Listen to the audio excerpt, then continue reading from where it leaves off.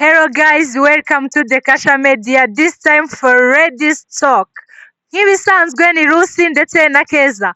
Uyu munsi tuje turi mu mavuta ni cya kiganiro mukurikira muri benshi abakobwa banyu twahageze. Ndabanza mbaze Keza amakuru umeze ute ubundi duherukana umbwira ngo Noheli ngo umushungo kugusohokana ubundi wagwane byagenze bite? Sinakubwiye ubundi biba ari overdose. Twarasohotse dore inkoko yari iryoshye.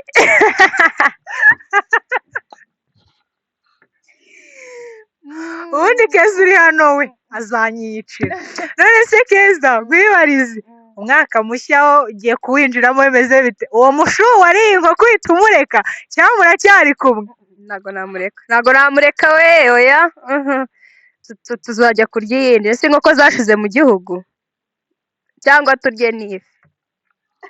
Noneho ubwo ni ku Gisenyi. Urabyumva? Yego. So guys, mbere na mbere icyo usabwa wowe banza ukore subscribe, share, like ndetse utubwire na comment. Rero igikurikiyeho duherukana tubabwira ukuntu muri iyi minsi bimeze, ukuntu bari kurera ababyeyi n'ukuntu abana turi gufata uburere. Ndizera inama twababwiye murimo kuzikurikiza. Iyi minsi mikuru ntibibagize turabinginze. Uyu munsi rero topic tuzanye ni umuriro. Keza, topic tuzanye si umuriro? Fire. Noneho natwe turi mu mavuta muri kutubona. Topic y'uyu munsi ukuntu imeze iravuga ngo ari ugushaka umugabo ufite amafaranga ariko nta rukundo, ndetse no gushaka umugabo udafite amafaranga ariko ugukunda akagukundwa akazi, wahitamo we. Muhite mubitubwira muri comment kano kanya, ndabikeneye leta mbibona, ndabikeneye ndabishaka. Mutubwire bimeze bite wogwane umugabo ufite mane n'umugabo ufite urukundo, mutubwire. Ke wenda kubaza uri kuruhe ruhande? Umugabo ufite urukundo. Keza ati umugabo ufite urukundo. Urukundo ruzanwa n'amafaranga. Amafaranga ni aya mbere, njye niko mvuga. Ke banza utubwire rero impamvu ushaka umugabo ufite urukundo. Ubwo urabizi urukundo man bana, aya mafaranga aribagirana ariko urukundo man yebabuwe n'ibintu bitanagereranywa ubundi ubwabyo. Kambabwire guys, umugabo ufite urukundo isaha n'isaha uhora wishimye kuko keza hato na hato. Amafaranga ni byose. Amafaranga aguha ibyishimo mana. Amafaranga aguha ibyishimo guys. Mutubwire mucize impaka, ndabibona. Mutubwire njye reka uzace n'ahandi wasinje. Amafaranga ni aya mbere wowe. Amafaranga iyo uyafite urya icyo ushaka, umugabo muba mubanye neza. Ariko ibyo ngo urukundo uzi iyo nta mafaranga hari ukuntu muryana. Wibuke topic iravuga ngo umugabo ufite amafaranga ariko atagukunda ni hahandi azajya umubaza ati sheri, ati ariko sheri ni ibiki? Sheri urambaza iki? Gashirire umutima. Ati sheri, ati murakenera iki? Ujya umbwira, umva nkubwire. Umwana ufite umugabo, umwana wawe arajya ku ishuri mu modoka, umwana wawe arabona breakfast, baramukubita apfukamye ku mureti, bamukubita imigati. Urumva amafaranga ahari? Amafaranga ni nicyo kintu cya mbere guys. Mutubwire njye nabwe ndabibona, ndabinginze nimutubwire. Keza sinemerewe. Ego akuzi umugabo ubyuka mu gitondo kwa kundi mamubyutse akahita akagata sheri, none se urabona iri joro ryagenze rite? ariko ibyo se kubimbwira naburaye byamarira iki? Njye ibyo kubimbwira naburaye byamarira iki? nawe naburaye n'ejo nkazaburara, ariko iryo jambo naryumvishe. Sheri ndagukunda mu gifu ntago bijyamo. Ndagukunda bijya mu gifu nkahaga. Oya ndi mubyuka mu gitondo urumva mukabyuka uti sheri, ati ko sheri urambaze iki? Ubundi watetse icyayi vipiza ariko icyo cyayi urakibonye ngaze kumbwira sheri ndagukunda sindi kubona umugati sindi kubona icyayi umva atansiyo we wumve nyine ibyishimo ushaka ni ayo mafaranga nta bindi ariko njye ndishaki urukundo man akabyuka byita sheri ndagukunda iyo ndagukunda yonyine nshobora no kwirirwa ntariye umunsi wose nshobora kwirirwa ntariye kandi reka nkubwire namwe mugerageze kutubwira mutukiranure kuko ndabona izi mpaka ziteye ubwoba mutubwire umugabo mufatanyije buri kimwe cyose mukagifatanya ntacyo mutageraho ariko umugabo uzakora ibye n'undi agakora ibye ni ibintu bibiri bitandukanye nase niba nkubwiye ati sheri ufite amafaranga dukora iyi bizinesi tuvuge wenda duciye inshuro si uguca inshuro ni uguca inshuro urumva duciye inshuro tubonye ibyo bihumbi 2 ku munsi dukuyeho 1,000 turakiriye ikindi 1,000 turakizigama urumva nitumara kwizigama ayo mafaranga 1,000 twizigama wenda ku munsi azabyara ayandi usange acingiye ngiye gucuruza inyanya hehe mu isoko ariko wowe uzajya ubyuka mu gitondo uti sheri fata amafaranga nta kindi nyine mu rugo ni amafaranga gusa nibyo mupanga ni amafaranga ariko banza wumve n'ako kantu amafaranga bebi wanjye amafaranga agucisha aho utari kwicisha amafaranga harura inzira zose ngiye ugomba kumpa amafaranga ariko urukundo ruzaza nyuma ameze neza numva ntuje kuri rwa rwego umwana uraje umbwire ngo umwana wawe azajya ajya ku ishuri ari ikijumba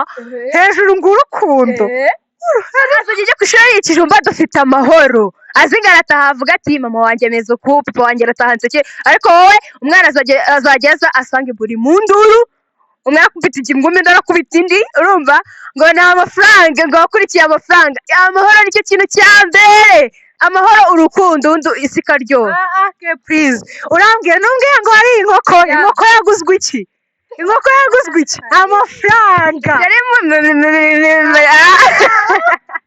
inkoko yaguzwe iki ni amafaranga ndabyumva ni amafaranga urumva ariko nyine igihe nabwo yabuze urukundo rwakomeza ntabwo ruhari kubw'iyo nkoko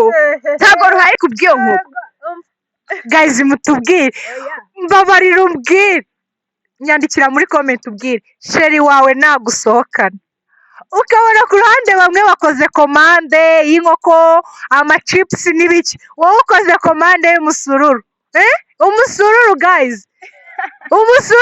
nawe urabuze urumva nakose ubundi umuntu oya ntabwo nabyemera niyo waba unkunda bingana gute ugomba amafaranga niyo atuma umuntu abaho neza amafaranga arambwira ari kumbwira ngo urukundo kandi baramusohokanye kuki utambwiye ngo sheri mbwira ngo urankunda noheli irangire ibyo niyo abimbwira ariko nari butuze uri njyewe nubwo yanguriye inkoko urumva nubwo yanguriye inkoko akajambo keza nikundira ndagukunda ijambo ndagukunda wa muntu we kuki utambwiye ngo baby kuri noheli yarambwiye ngo babe I love you kuki yambwiye ngo nari inkoko kuki ari byo wanyakiriye yarayiriye nyine yarayinguriye na nase yari buyingure nkayanga ariko na rwa rukundo rurahari ariko yayiguze iki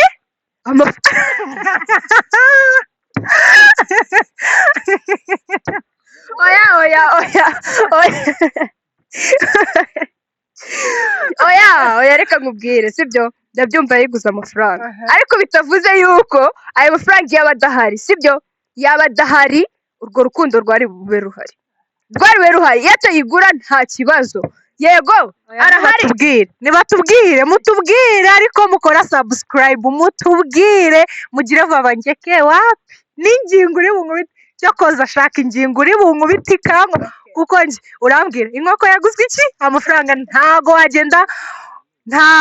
wagenda ngo none reka nkubaze igihe cyose ayo mafaranga aba ahari umugabo ufite amafaranga ushobora kuvuga ati inkoko aha ifaha ahangaha muhashyira ibi n'ibi byose urumva ngenda akuzi ko iyo umugabo afite amafaranga uba ugenda mu modoka yawe nawe agenda ese reka nkubaze ko nshinge ngewe iyo nkoko njya kuyisangira na sheri wanjye wowe iyo nkoko urayirya uyisangira nande yayinguriye nta kibazo va kuba yayiguze ntibone imbere yawe ariko mujye mumenya ko amafaranga ari aya mbere. ari he se we aba ari he aba yagiye hehe mu bindi byana mu bindi aho urabona aba ari mu bindi byana nuko waraza akagukubita amafaranga wowe ukajya kwasama ukajya kwisangiza sibyo waba ari hehe ariko guys nubwo rwose nubwo ariko nanone ari hehe ari he aba ari ari he we ari mu bindi byana kuvuga ngo sheri wanjye duce abonye aragenda akangurira inkoko tunari kumwe icyo nahari nta kibazo ariko wowe akugurira inkoko buri munsi aba ari he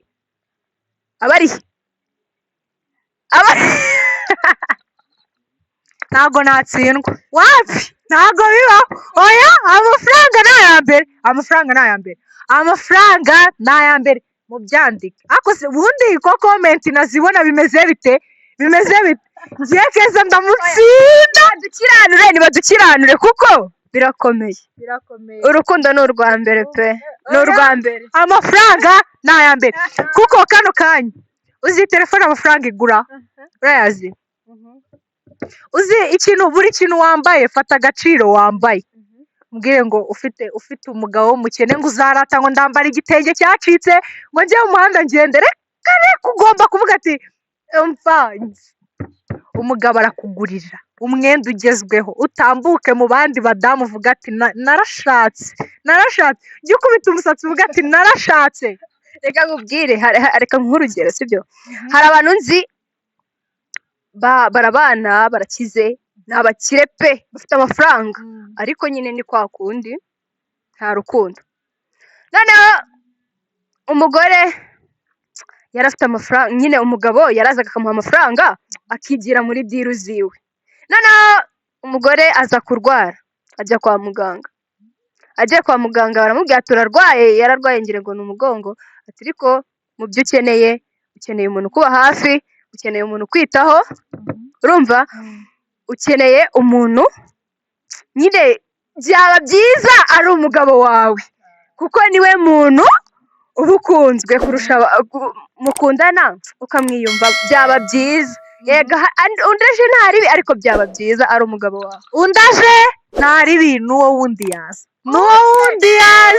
wamushaka washaka na murumuna wawe akaza akakuba hafi ariko ufite amafaranga mfite murumuna wanjye twirirwa dutukana ngaho mbwire ngo murumuna wanjye azaza muri izo stress zo kwa muganga araza nawe ubwe nabona amafaranga azashyira agapira hasi mu kine nawe ubwe nabona iki amafaranga azakira agapira hano ubundi mukine kubera iki amafaranga reka nk'urugero umaze kumbwira ngo urugo ngo rurimo ngo ibi n'ibi ibyo ni biki ndakubwiye ngo abagore b'iki gihe umuha urwo rukundo ukarumuhata pe yabona umugabo ufite imodoka ati bayi sheri bayi warakoze kunkunda ariko amafaranga ni aya mbere urumva wowe n'ubundi nta rukundo aba afite ese ubwo rurihe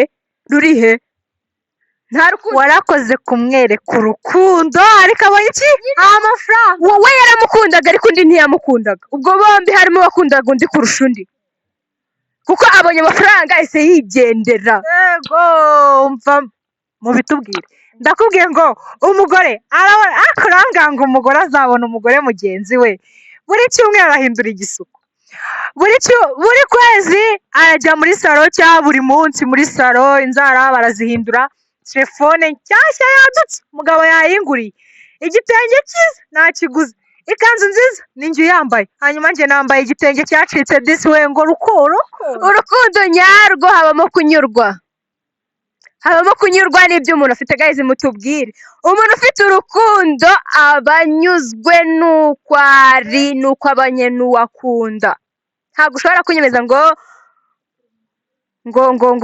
ibiki n'ibiki oya noneho gahizi aho bigeze ndabona izi mpaka bwakira bugacya tukizirimo gusa njyewe namwe mutwandikire muri komenti mutubwire ni mwe bundi muzaduha umwanzuro ni mwebwe mugomba kuduha umwanzuro ni mwe muduha umwanzuro ariko keza nihe nama wagira abantu batekereza nk'ibyo twari turi gutekereza inama nabagira rero abantu batekereza nk'ibi twatekerezaga cyangwa se bari mu gihirahiro urukundo ni rwiza ariko ruba rwiza n'iyo hari amafaranga.